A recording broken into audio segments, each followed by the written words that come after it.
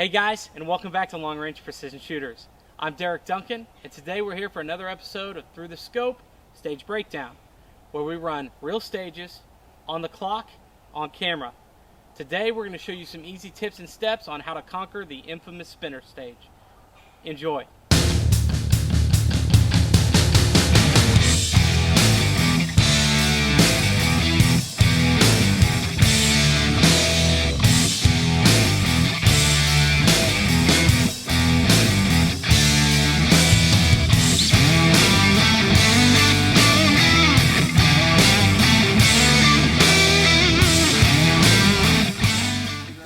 Fire. Yes, good. sir. Shooter. Yeah. Engage.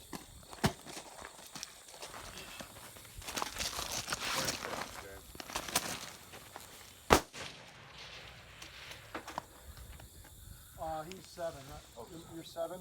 Yep. Impact. No, he hasn't shot yet. So just circle the 7. Okay.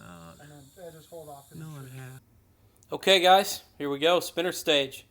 If you haven't shot one of these before, they can be a little daunting, intimidating, but we're going to break it down step by step to make it a little bit easier for you. First off, we want to measure. This stage can get very hectic and you can get lost very quickly. So the first thing I'd like to do is measure from the center of the target to the crossbar where it's held to. Some people like to measure the ground, different things, but that's a really tough thing to do with no reference point. So going to measure from the center of the circle up to the crossbar where the spinner is spinning, and that way if we get lost, worst case scenario, we can re-reference that point. Now this is tough. That's a long measurement. Here it's about 2.2 mils. So the other thing you can do is reference it and measure from the center of the bottom target to the bottom of the legs of the stand of the target. Lastly, what I do most times is when that spinner is swinging back down, I square up my reticle to the middle of it at that point in time, and it puts me in a good position when it comes back down for my timing to be able to shoot it.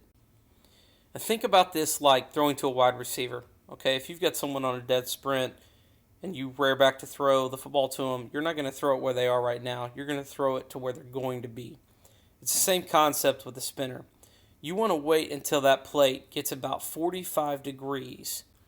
Here's a screenshot from the literal frame right before I pulled the trigger. As you can see, the target isn't even in my crosshairs right now. It's sitting at a 45 degree angle, facing me about a half a mil above my crosshair.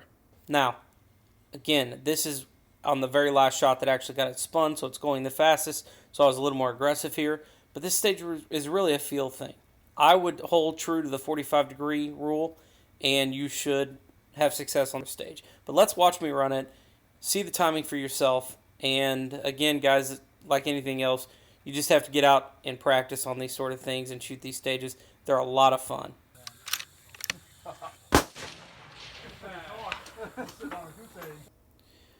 Okay, we've measured, we got a good reference point for once the spinner starts spinning. Now it's time to shoot it. Now you're going to wonder, what in the world are you doing? Why would you shoot the top of the spinner first?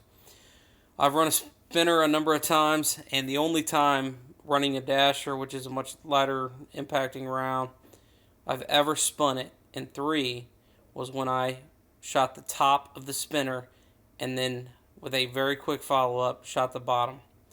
Now, sometimes it takes me 4 shots, but either way you slice it, when I shoot the bottom only, it takes me 4 shots every time. This is an advanced strategy. Do not do this if you are shooting a spinner for the first time or haven't spent some serious time on spinners. Shoot the bottom. This is a timing game. Focus on the timing of when you're pulling that trigger. However, if you are more advanced, it's something I'd look at. As you can tell from the video, it almost spun in 3, and as I mentioned, I have spun this in 3 with a dasher in the past multiple times using this strategy.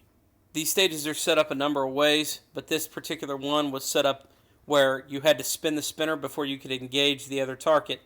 These stages typically run anywhere from 200 to 550, 600 yards. This one was at 240 yards, I believe, and the spinner spinning counted as 1 point. So either way you slice it, you had to spin the spinner to engage the popper and really gain some serious points. Zoom out here, guys. I usually run this on about a 9 to an 11 power zoom because the most important thing is that you see the target, you get back on target quickly. So zoom out. It's not that far of a stage. You'll be able to see just fine. Got to get back on target as quickly as possible.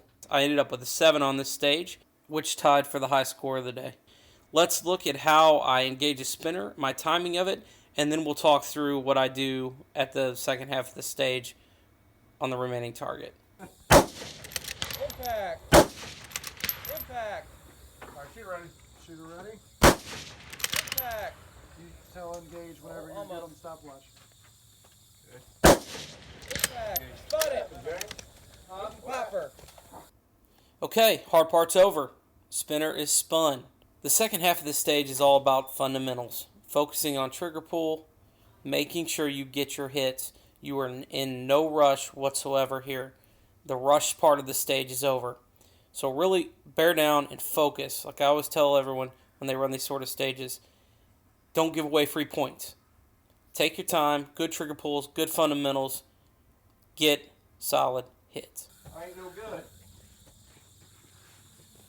Is that dasher brush? Just stop it. Why you always impact? Impact! Thank you. I'm missing 2. I got 1. Impact! Impact! Oh, no, I'm fine. On the second one? Impact! Find it? Yeah. Impact! That's alright, I'll fix that. Something like that. Well, guys, I hope that video was helpful. After every one of these training videos, we add it to our playlist. So if you're looking for more information like this, make sure to click here and watch some of our other videos. If you're looking to up your game in the Precision Rifle series or in local matches in general, make sure to click the circle here and subscribe to our channel, Long Range Precision Shooters. Until then, there's no substitute for practice. See you at the range.